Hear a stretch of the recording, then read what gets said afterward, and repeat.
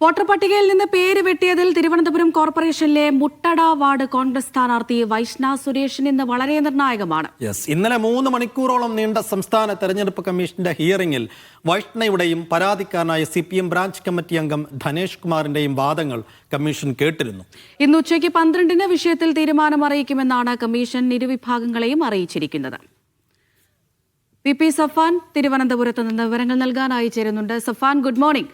ഏതായാലും കഴിഞ്ഞ ദിവസം ഈ സൂചിപ്പിച്ചതുപോലെ 3 മണിക്കൂറോളമാണ് ഹിയറിംഗ് ഉണ്ടായിരുന്നത്. വൈഷ്ണയുടെ ഭാഗം തെരഞ്ഞെടുപ്പ് കമ്മീഷൻ കേട്ടു. അതുപോലെ തന്നെ പരാതി നൽകിയ ബ്രാഞ്ച് കമ്മിറ്റി അംഗത്തിന്റെ വാദം തെരഞ്ഞെടുപ്പ് കമ്മീഷൻ കേട്ടിട്ടുണ്ട്. അനുകൂലമായൊരു തീരുമാനം വൈഷ്ണയ്ക്ക് ലഭിക്കുമെന്നാണോ കരുതേണ്ടത്?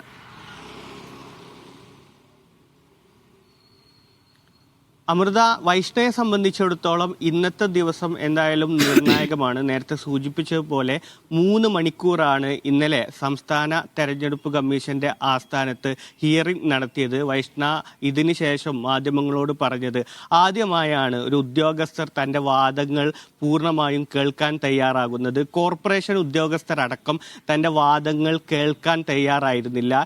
ഇന്നലെ 3 മണിക്കൂറിൽ വിശദമായി തൻ്റെ ഭാഗം ബോധ്യപ്പെടുത്താൻ, കമ്മീഷന് മുന്നിൽ ബോധ്യപ്പെടുത്താൻ കഴിഞ്ഞു എന്നുള്ള ആത്മവിശ്വാസത്തിൽ തന്നെയാണ് വൈഷ്ണ ഉള്ളത്.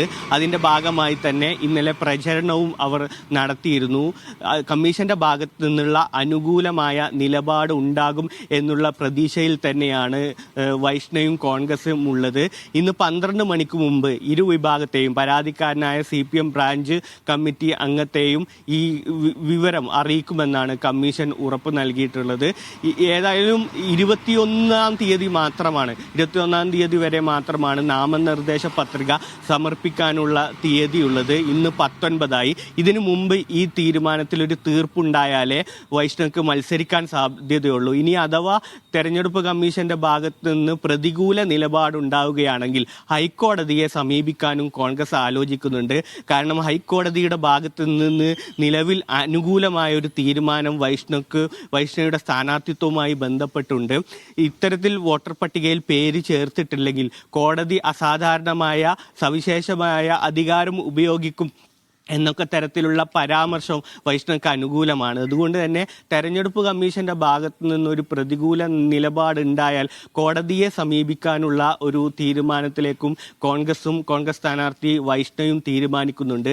അതേസമയം പരാതിക്കാരൻ തൻ്റെ വാദത്തിൽ ഉറച്ചു നിൽക്കുകയാണ്. ഇതൊരു കള്ളവോട്ട് ചേർക്കുന്ന തരത്തിലുള്ള തെളിവുകൾ തൻ്റെ വാദം ബോധ്യപ്പെടുത്താൻ, ഇന്നലത്തെ ഹിയറിംഗിൽ ബോധ്യപ്പെടുത്താൻ കഴിഞ്ഞു എന്ന തരത്തിലുള്ള വാദത്തിൽ അദ്ദേഹം ഈ CPM ബ്രാഞ്ച് കമ്മിറ്റി അംഗമായ ധനേഷ് കുമാർ ഉറച്ചു നിൽക്കുകയാണ്. ആ അർത്ഥത്തിൽ ഇത് ഇന്നത്തെ ദിവസം തന്നെയായിരിക്കും, ഒരു 12 മണിയോട് കൂടി തന്നെയായിരിക്കും ഈ വിഷയത്തിൽ ഒരു തീർപ്പ് ഉണ്ടാകും എന്ന് തന്നെയാണ് പ്രതീക്ഷിക്കുന്നത്. 21-ാം തീയതിയാണ് നാമനിർദ്ദേശ പത്രിക സമർപ്പിക്കേണ്ടത്.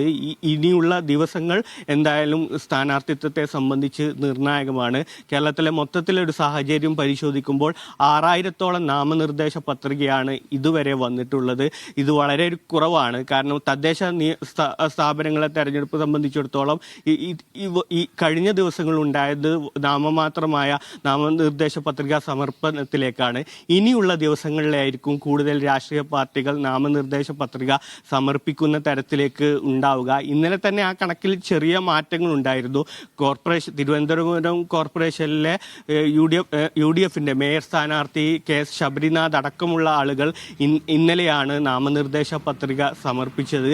തിരുവനന്തപുരത്ത് BJPയുടെ സ്ഥാനാർത്ഥികളും പ്രമുഖ സ്ഥാനാർത്ഥികളും ഇന്ന് നാമനിർദ്ദേശ പത്രിക സമർപ്പിക്കും. ആ അർത്ഥത്തിൽ ഇനി 3 ദിവസമാണ് സംസ്ഥാന തലത്തിൽ നാമനിർദ്ദേശ പത്രിക സമർപ്പിക്കാനുള്ള അവധി നിരിക്കെ ഈ പ്രചാരണം അതിൻ്റെ അന്ത്യത്തിലേക്ക് കടക്കുകയാണ്. ഈ നാമനിർദ്ദേശ പത്രികവുമായി ബന്ധപ്പെട്ടുള്ള തിരക്കിലാണ് സ്ഥാനാർത്ഥികളും പാർട്ടികളുമൊക്കെ.